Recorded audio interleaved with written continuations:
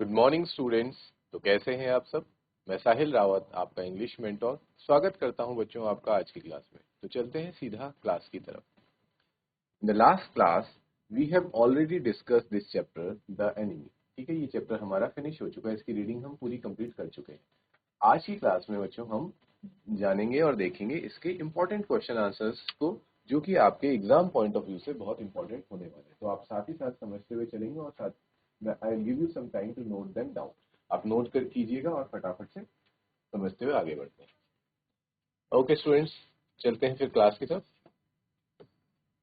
ये जो first question है हमारा, ये हमने अ, आप याद करना, एक पहली जो क्लास हुई थी उसमें भी ये क्वेश्चन डिस्कस कर दिया था। ठीक है, तो इस क्वेश्चन को एक बार फटाफट से फिर डिस्कस करते हैं, फिर आगे बढ़ते हैं। देखो, there are moments in life when we have to make hard choices between our roles as private individuals and as citizens with a sense of national loyalty. Discuss with reference to the story of you have just read. इसमें हमने क्या discuss किया था कि आपकी life में कुछ ऐसी सिचुएशंस आती हैं कभी कभी जहां पे आपको चूज करना पड़ता है एज एन इंडिविजुअल के बीच में या फिर एज अ सिटीजन के बीच में, कि आप इंडिविजुअली तो कुछ और सोचते हैं लेकिन ये समाज और आपका देश कुछ और चाहता है या फिर किसी और डायरेक्शन में है। फॉर एग्जाम्पल, मैं आपको एक छोटा सा एग्जाम्पल देके समझाता हूँ, तो आप शायद मेरी बात को और बेहतर तरीके से समझ पाएंगे। मान लीजिए कोई दो कंट्रीज है। ठीक है, ऐसे समझते हैं इसे। एक कंट्री है एक्स और एक कंट्री है वाई। आप हैं एक्स कंट्री के सिटीजन, ठीक है, और ये है वाई कंट्री। और मान लीजिए कि आपके कुछ फ्रेंड्स हैं जो वाई कंट्री में रहते हैं। ठीक है, कुछ आपके फ्रेंड्स हैं, यहाँ पे काफी सारे फ्रेंड्स हैं। या फिर आप ये भी कह सकते हैं कि जो, मान लीजिए आपका कोई फेवरेट एक्टर है, ठीक है, या फिर फेवरेट सिंगर है, या फिर कुछ भी है, कुछ तो ऐसी चीज है इस कंट्री की जो आपको अच्छी लगती है। ठीक है, और वो वहाँ का कुछ भी हो सकता है। वो वहाँ का ट्रेडिशन हो सकता है, वहाँ की लैंग्वेज हो सकती है, वहाँ की हिस्ट्री हो सकती है, पास्ट हो सकती है, या फिर वहाँ के लीडर्स हो सकते हैं जो आपको अच्छे लगते हैं, जिनसे आपको सीखने को बहुत कुछ मिलता है। और या फिर वहाँ के कुछ रोल मॉडल्स हो सकते हैं आपकी लाइफ में। ठीक है, उस कंट्री के हो सकता है आपके खुद की कंट्री में भी हो, बट उस कंट्री में भी कुछ ना कुछ तो ऐसी चीजें हैं जो आपको अच्छी लगती हैं, जिस वजह से आप एडमायर करते हैं कंट्री वाई को। आप कंट्री एक्स के सिटीजन। ठीक है, लेकिन क्या हो जाता है कि जो कंट्री एक्स है यानी कि आपकी कंट्री और वाई कंट्री में क्या हो रहा है, बीच में वॉर हो जाता है किसी भी रीजन से। It can be any reason, अब वॉर हो गया। तो अब आप यहाँ पे फंस जाएंगे। ठीक है, कि आप किसे सपोर्ट करें। क्या आप सपोर्ट करें कंट्री वाई को? क्यों? क्योंकि वो आपकी एक इंडिविजुअल चॉइस है। ठीक है, आपके अंदर से एक आवाज आ रही है कि नहीं, कंट्री वाई अच्छी है। ठीक है, लड़ाई किसके बीच में होती है? दोनों कंट्रीज के आर्मीज के बीच लड़ाई होती है। ठीक है, या तो वहां की आर्मी ने यहाँ का कुछ गलत किया होगा, या फिर योरी आर्मी ने यहाँ का कुछ गलत किया होगा। ठीक है, यहाँ से कुछ टेररिस्ट, या फिर हम बोल सकते हैं कुछ भी, कोई भी एक टेररिस्ट ग्रुप आके उसने एक्स पे अटैक किया होगा, और एक्स के टेररिस्ट ग्रुप ने जाके वाई पे अटैक कर दिया होगा। ऐसा कुछ रहा होगा, और इन्हीं वजह से, इन्हीं कारणों से बात इतनी बढ़ जाती है कि वॉर की नौबत आ जाती है। ठीक है, लेकिन इसका मतलब ये भी नहीं होता है बच्चों कि वाई कंट्री में रहने वाले सभी लोग टेररिस्ट हैं। ठीक है, वहां पे कुछ लोग अच्छे भी हो सकते हैं। हो सकता है कुछ लोग बुरे हों जो कंट्री एक्स के बारे में, आपकी कंट्री के बारे में गलत सोचते हो, लेकिन बहुत से लोग ऐसा भी होंगे जो अच्छा सोचते होंगे, या फिर कुछ भी नहीं सोचते होंगे, बुरा भी नहीं सोचते होंगे। ठीक है, और सेम चीज है कंट्री एक्स में भी हो सकती है। यहाँ पे कुछ लोग होंगे जो कंट्री वाई को बेकार मानते हो, ठीक है, उसे डिस्ट्रॉय करना चाहते हो। लेकिन कुछ लोग ऐसे होंगे जिन्हें फर्क नहीं पड़ता कंट्री वाई से। ठीक है, वो अपने ही उसमें खुश हैं, और वो ना तो हेट करते हैं कंट्री वाई को, ना ही ज्यादा सपोर्ट करते हैं। तो ये सारी चीजें हो सकती है। ठीक, तो यहाँ पे आप फंस जाते हैं एज एन इंडिविजुअल, तो आपको कंट्री वाई से कोई गिला शिकवा नहीं है। ठीक है, क्योंकि कंट्री वाई ने आपके लिए कुछ भी नहीं किया है, कुछ नुकसान आपको नहीं पहुंचाया, बल्कि आप वहाँ के कुछ चीजें हैं, या फिर कुछ पीपल, कुछ लोग कह सकते हैं, उनको आप एडमायर ही करते हैं।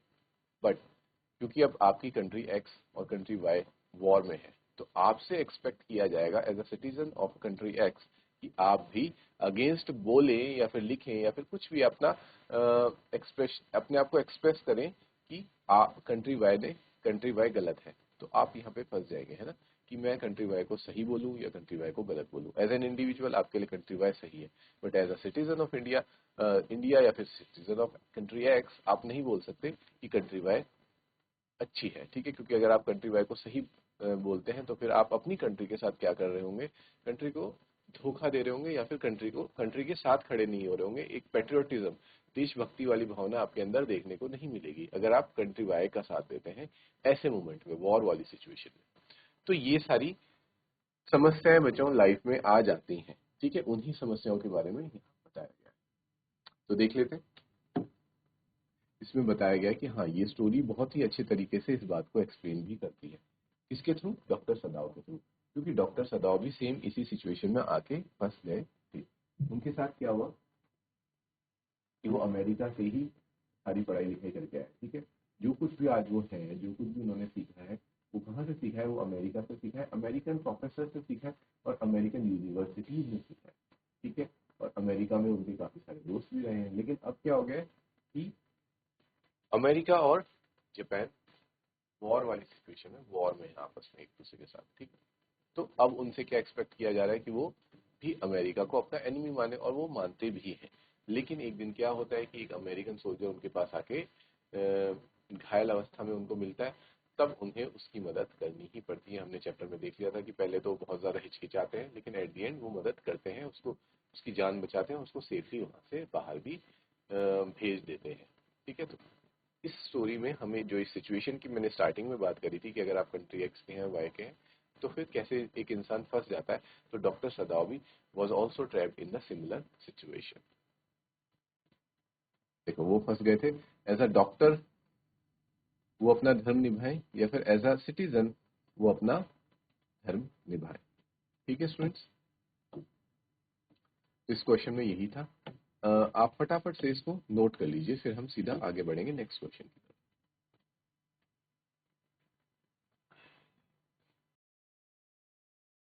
आई होप स्टूडेंट्स आप लोगों ने नोट कर लिया है, तो आगे बढ़ते हैं। नेक्स्ट क्वेश्चन देखो।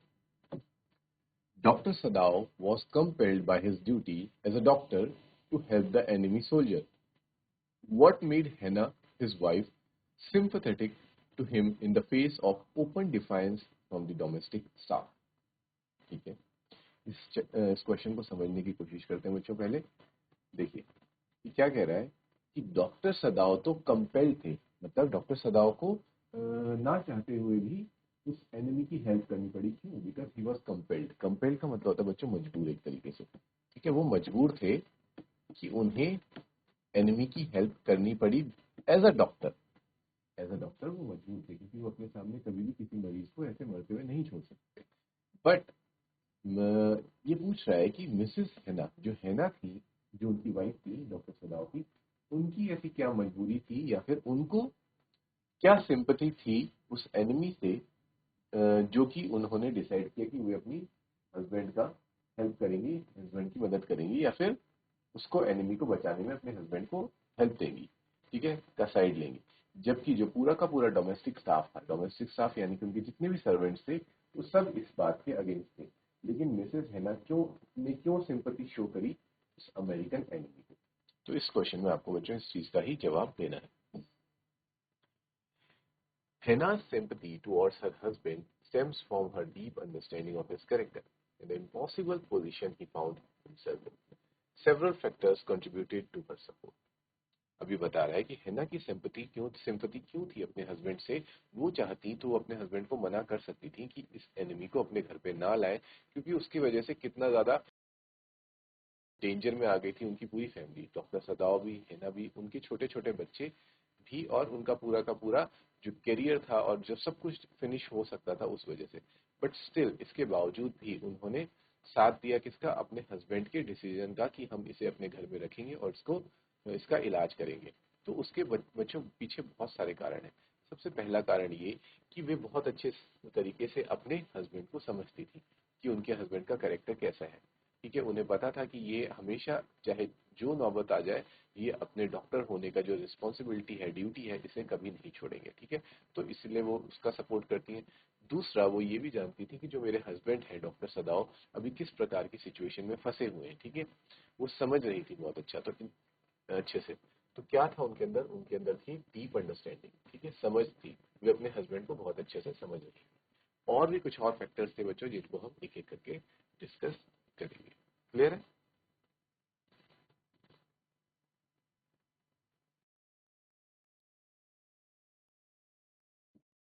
पहला पॉइंट है स्टूडेंट्स, अंडरस्टैंडिंग सदाउस नेचर, कि वो सदाव के नेचर को, नेचर यानी कि बच्चों,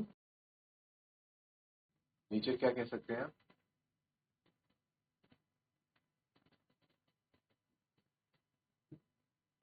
स्वभाव, ठीक है students.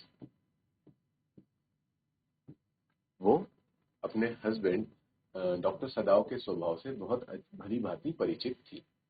Having known सदाव for years, क्योंकि वो सदाव को बहुत सालों से जानती थी, including their time together in America, क्योंकि वो कहाँ से साथ थे, वो ऐसा नहीं कि जापान में आके ही साथ हुए और फिर उन्होंने शादी वगैरह की, नहीं, वो अमेरिका से ही साथ थे जब वो पढ़ाई कर रहे थे। Hannah understood his fundamental nature as a healer, वो जानती थी उनका फंडामेंटल नेचर कैसा है एज अ हीलर। हीलर यानी कि ये टर्म यूज किया गया है बच्चों डॉक्टर के लिए, कि डॉक्टर का काम होता है हील करना, जख्म को भरना। तो एज अ डॉक्टर वो उनके नेचर को समझती थी। She recognised that his decision was driven by professional duty, not disloyalty to Japan. वो ये जानती थी कि जो वो कर रहे हैं उस एनिमी की हेल्प, वो सिर्फ और सिर्फ उनकी क्या है, एक प्रोफेशनल ड्यूटी है। और वो अपने प्रोफेशन की तरफ, डॉक्टर के प्रोफेशन की तरफ बहुत ज्यादा समर्पित है। और वो इस वजह से उसकी हेल्प नहीं कर रहे कि वो अपने देश के साथ, जापान के साथ गद्दारी करना चाहते हैं, ऐसा नहीं है। वो सिर्फ और सिर्फ ऐसा इसलिए कर रहे हैं बिकॉज वो अपनी प्रोफेशनल ड्यूटी निभा रहे हैं। ठीक है बच्चों, ये पहला पॉइंट है आपका, इसको नोट कीजिए। फिर सेकंड पॉइंट देखते हैं। Next point is students, shared values, ठीक है। Both had lived in America and were expose to different cultural perspectives, ठीक है। शेयर्ड वैल्यूज का मतलब हो गया कि उनकी जो वैल्यू सिस्टम होती है ना, एक इंसान का वैल्यू सिस्टम क्या होता है, जिन चीजों पे वो बिलीव करता है और जिन चीजों को मानता है, ठीक है। और अपनी मान्यताओं के खिलाफ वो कभी नहीं जाता है, ठीक है, क्योंकि आप जिस चीज को मान रहे हैं तो आप हमेशा चाहेंगे कि आप उसको ही फॉलो करें, ठीक है। तो यहाँ पे जो मान्यताएं हैं डॉक्टर सदाव और हैना की, वो क्या है, सेम सेम है, शेयर करते हैं वो सेम वैल्यूज को। क्यों शेयर करते हैं? क्योंकि वो साथ में अमेरिका में रहे हैं। और अमेरिका का कल्चर बच्चों कैसा है, वहाँ थोड़ा आप कह सकते हैं डाइवर्स कल्चर है, क्योंकि वहाँ बहुत सारे तरीके के लोग एक साथ रह रहे होते हैं, अलग अलग कंट्रीज से आए हुए लोग एक दूसरे के साथ मिलजुल के अच्छे से रहते हैं। तो ये सारी चीजें उन्होंने वहाँ पे साथ में सीखी हुई हैं। कल्चरल पर्सपेक्टिव्स मतलब वो लोगों में ज्यादा भेदभाव नहीं कर रहे, जबकि दूसरी कंट्रीज में क्या होता है, थोड़ा भेदभाव आपको देखने को मिलेगा। जैसे फॉर एग्जाम्पल जापान ही ले लें, तो जापान में जापानीज कल्चर प्रीडोमिनेंट है, ठीक है। वहाँ ये माना जाता है कि हर चीज़ जापानीज होनी चाहिए, पूरी जापानीज रूल्स रेगुलेशंस और रिचुअल्स और कल्चर फॉलो करना है। उसी तरीके से अगर आप साउथ कोरिया चले जाते हैं तो वहाँ पे भी साउथ कोरियन कल्चर देखने को मिलेगा, हर जगह वैसे ही कल्चर मिलेगा। कुछ कंट्रीज हैं जैसे कि अमेरिका हो गया, ठीक है, वो एक डाइवर्स कल्चर है वहाँ पे। इंडिया हो गया, India is the best example, जहाँ पे इतना सारे डाइवर्स कल्चर एक साथ मिलजुल के रहते हैं, ठीक है। यहाँ पे आपको हिंदूज मिलेंगे, मुस्लिम्स मिलेंगे, सिख्स मिलेंगे, और आपको क्रिश्चियंस मिलेंगे, ठीक है। यहाँ पे बच्चों आपको ज्यूज भी मिलेंगे, पारसीज भी मिलेंगे, बुद्धिस्ट भी मिलेंगे, जैन्स भी मिलेंगे, और भी पता नहीं ऐसे बहुत से कल्चर्स हैं जो मेरे माइंड में इस वक्त कभी नहीं आ रहे। छोटे छोटे कल्चर्स हैं लेकिन वो यहाँ पे मिलेंगे। यहाँ पे आपको, हाँ, इवन अलग अलग कंट्रीज के लोग मिलेंगे, नेपाल के लोग यहाँ मिलेंगे, तिब्बत के लोग यहाँ मिलेंगे, बांग्लादेश से भी यहाँ लोग आए हुए हैं कुछ लोग, ठीक है। तो ऐसे ऐसे म्यांमार से यहाँ लोग आए हुए हैं, ठीक है बच्चों। और यहाँ पे आपको फॉरेनर्स भी देखने को मिलेंगे। तो ये बिल्कुल एकदम डाइवर्स टाइप का कल्चर है हमारा, ठीक है। इसीलिए हम लोग क्या है, जो इंडियंस हैं, वो ज्यादा दूसरों पे भेदभाव नहीं करते, क्योंकि हमारी बचपन से ये आदत है कि हम सब मिलजुल के रहते हैं। लेकिन जापान में ऐसा नहीं है। जापान में जो जापानीज भावना है उसको सबसे ऊपर रखा जाता है कि हाँ, जो जापानीज एकता है वो सबसे ऊपर होनी चाहिए। लेकिन क्योंकि जो डॉक्टर सदाव और हैना है वो शुरू से ही अमेरिका में उन्होंने पढ़ाई लिखाई करी, तो उन्होंने वहाँ का जो कल्चर था वो थोड़ा एक्सेप्ट कर लिया था, making them more open minded. और जिस वजह से वो क्या थे, ओपन माइंडेड थे। ओपन माइंडेड का मतलब होता है बच्चों, ओपन माइंड और क्लोज माइंड में ये डिफरेंस है। ओपन माइंड होता है खुले विचारों वाला इंसान, ठीक है, जिसकी आप कह सकते हैं जो मानसिकता है, सोच है, वो संकीर्ण नहीं होती, नैरो माइंडेड नहीं होता दैट पर्सन।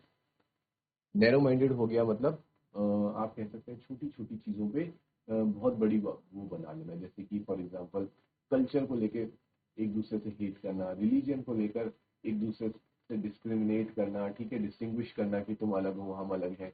ये सारी चीज़ें क्या होती है, नैरो माइंडेडनेस होती है। क्योंकि एक ओपन माइंडेड इंसान क्या करता है, सबको एक लेके ही चलता है। देन देयर सर्वेंट्स, और जो उनके सर्वेंट्स थे वो कैसे थे, वो थे बच्चों क्लोज माइंडेड।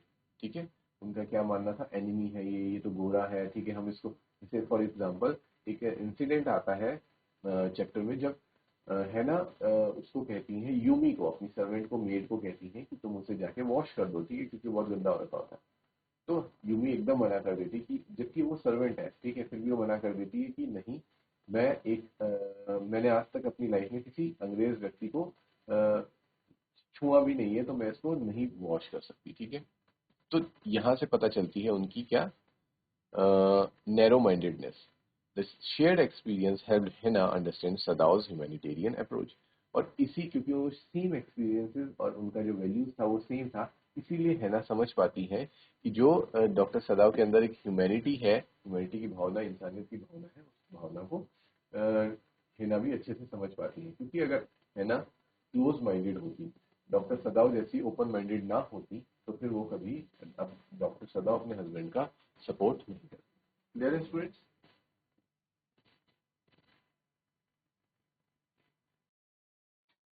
नेक्स्ट पॉइंट है स्टूडेंट्स, विटनेसिंग हिज स्ट्रगल। ठीक है, कि उन्होंने डॉक्टर सदाव के स्ट्रगल को विटनेस किया, यानी कि देखा कि वो किस दुविधा से जूझ रहे हैं।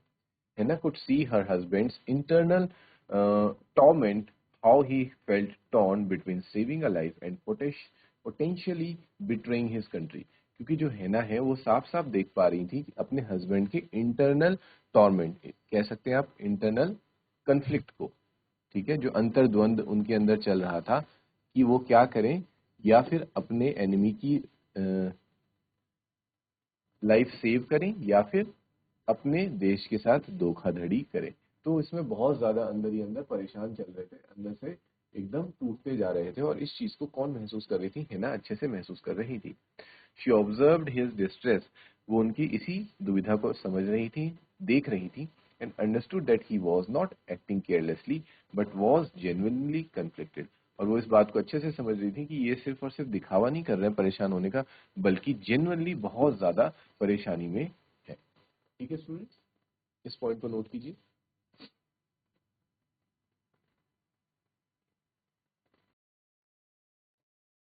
नेक्स्ट पॉइंट डिस्कस करते हैं students, recognition of higher purpose. ठीक है, रिकॉग्निशन ऑफ हायर पर्पस का क्या मीनिंग है, देखते हैं। Despite her own fears, Hannah recognized that Sadao's actions were motivated by a higher moral calling, the duty to preserve life।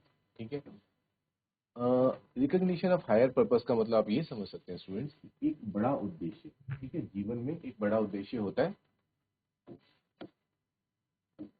उसको है ना अच्छे से समझ रही थी। ठीक है, अगर वो भी छोटी सोच रखती है अपने सर्वेंट्स की तरह कि ये हमारा एनिमी है, हमें इसको उस प्रिजन में भेज देना चाहिए या फिर आर्मी को सौंप देना चाहिए, तो क्या होता कि वो सिर्फ और सिर्फ उस वक्त की सिचुएशन को देखती कि हाँ मेरी फैमिली अभी खतरे में है, और ये हर कोई करता है बच्चों, ठीक है, ये करना कोई बड़ी बात नहीं है। लेकिन जो डॉक्टर सदाव और हैना ने किया, वो एक बहुत बड़ी बात है इंसानियत के लिए, और इसीलिए कहा गया है कि ये एक बड़ा पर्पस था। ठीक है, छोटी छोटी चीजों को तो कोई भी कर लेता है, और या फिर आप कह सकते हैं कि अपने लिए तो हर इंसान करता है, इवन एनिमल्स भी करते हैं, लेकिन जो दूसरों की मदद करता है, दूसरों के लिए अपने आप को खतरे में डालता है, वही होता है असलियत में एक अच्छा इंसान।